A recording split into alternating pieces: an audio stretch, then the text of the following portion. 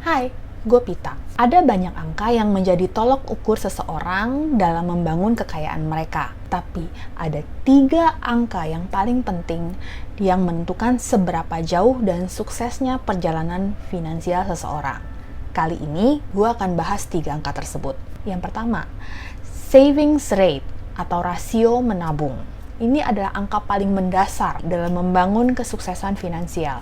Berapapun penghasilan seseorang, kalau dia tidak menabung dan tidak menyisihkan dari penghasilan yang luar biasa besarnya, maka penghasilan itu cuma akan lewat gitu aja seperti air mengalir. Banyak sekali contoh orang yang punya penghasilan luar biasa besar harus mengalami kebangkrutan karena mereka tidak belajar mengendalikan pengeluarannya. Kita lihat saja para selebriti seperti Michael Jackson, Nicolas Cage, atau olahragawan seperti Mike Tyson, Diego Maradona. Mereka di akhir masa karirnya itu menghadapi masalah keuangan yang berat. Kenapa savings rate sangat berperan dalam kesuksesan finansial? Gua mau bawa lu melihat tabel ini yang berdasarkan dari Mr. Money Mustache. Tabel ini menunjukkan bahwa savings rate berperan lebih besar ketika mau mencapai masa pensiun. Anggaplah A, dia punya penghasilan 100 juta setahun dan bercita-cita agar suatu saat bisa pensiun setelah dia mengumpulkan aset senilai 25 tahun dari biaya hidupnya. Kalau A menabung 10% penghasilannya di investasi yang menghasilkan rata-rata return 5% setahun, A butuh waktu 51 tahun untuk mengumpulkan aset setara 25 tahun. Kemudian A berpikir, gila, keburu mati dulu. Gue akan hidup dengan 80 juta setahun saja. Gue akan menyimpan 20% dari penghasilan gue. Dengan savings rate 20% setahun dan menekan biaya hidup menjadi 80 juta setahun, A cuma butuh waktu 37 tahun untuk bisa menyisihkan aset yang cukup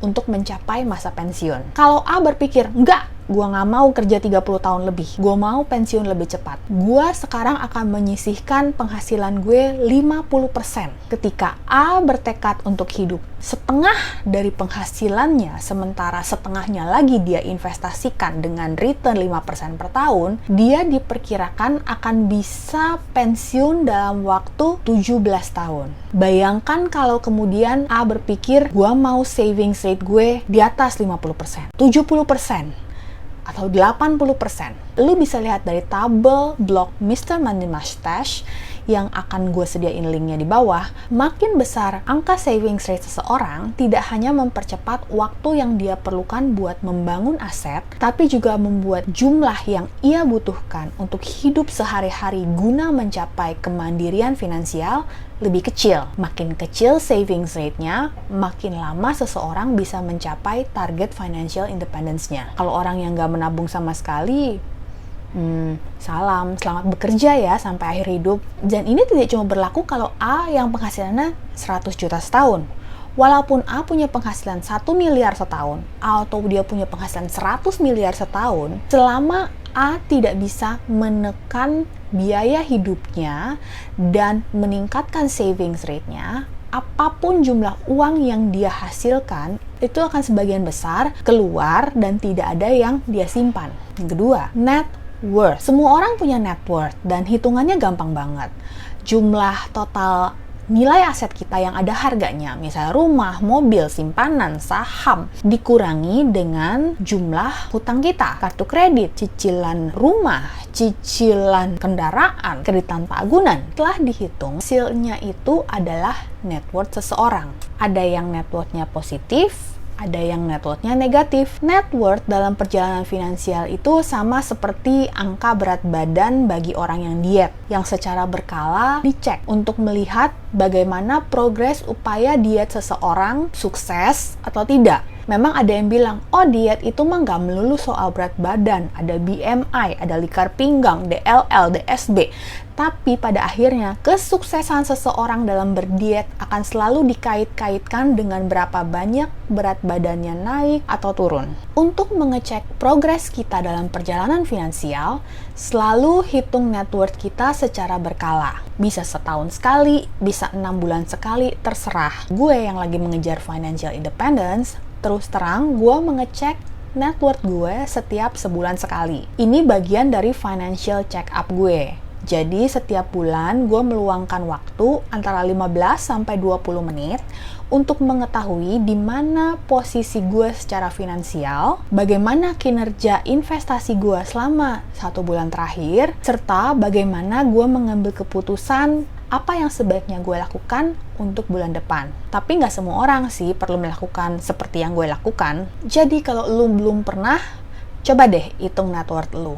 Dari situ kita bisa mengevaluasi seberapa jauh perjalanan finansial kita. Dan kalau kita melakukannya secara rutin, pasti akan kelihatan sendiri bagaimana progres kita dari waktu ke waktu. Ketiga, angka financial independence. Ini adalah angka yang kita tentukan sendiri. Berapa jumlah yang cukup buat kita untuk hidup.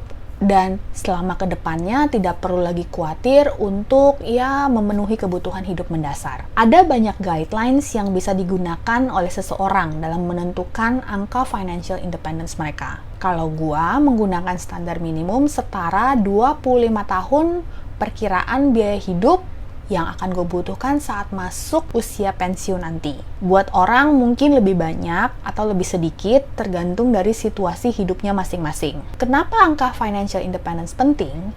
Karena setelah mencapai angka itu, seseorang bisa dibilang bebas menentukan hal-hal yang ingin mereka lakukan tanpa harus khawatir mengenai desakan kebutuhan hidup sehari-hari. Kebebasan yang dibawa oleh financial independence itu akan membuat seseorang menjadi lebih berani dalam mengambil langkah-langkah hidup yang biasanya tidak diambil oleh orang yang hidup paycheck to paycheck. Para bilioner seperti Elon Musk, Jeff Bezos, Warren Buffett sudah lama melewati angka financial independence mereka. Tapi setelah mereka melewati angka tersebut, mereka tidak pernah berhenti. Sekarang mereka bekerja keras lagi bukan demi memenuhi kebutuhan hidup, tapi demi cita-cita dan keinginan mereka untuk mengekspansi bisnis mereka seluas mungkin, melakukan inovasi-inovasi, dan walaupun banyak komentar yang diarahkan kepada mereka, nggak masalah kok. Mereka bisa melakukan apapun yang mereka inginkan dengan waktu mereka, karena mereka financial independent. Walaupun mungkin kita tidak akan sampai ke level orang-orang tersebut, tapi kalau kita sudah mencapai financial independence kita, cara kita memandang tantangan di depan kita pun akan berbeda. Ada yang mau berhenti bekerja dan jalan-jalan keliling dunia, ada yang mau bekerja tapi melakukan secara non-profit, ada yang bekerja karena emang mereka suka kerja aja, ada yang mau berhenti bekerja dan hidup dengan keluarga, anak-anak mereka, bebas. You are financially independent. Itulah 3 angka yang menurut gue paling penting dalam membangun kemandirian finansial. Lu perhatikan, gue tidak menyebut angka-angka lain seperti jumlah penghasilan, persen return of investment, profit, karena seperti yang telah dibuktikan oleh sejarah, menghasilkan uang lebih mudah daripada mengelola uang agar terus bertumbuh selama bertahun-tahun. Kembali ke contoh orang yang berdiet untuk menurunkan berat badan. Dengan program diet, olahraga keras, orang bisa cepat menurunkan berat badan mereka dalam waktu beberapa bulan, atau mungkin maksimal setahun. Tapi yang sulit adalah tetap memperhatikan berat badan yang setelah berhasil dicapai itu selamanya. Tidak cukup hanya penghasilan yang besar, karena penghasilan yang besar jika tidak bisa dikelola dengan baik akan habis. Dan siklus sejarah orang-orang yang menjadi kaya dengan cepat lalu menghabiskan hartanya dengan sia-sia seperti Mike Tyson, Michael Jackson, dan Maradona akan terus terulang. It's not about how much you make, it's about how you manage your money. Salam!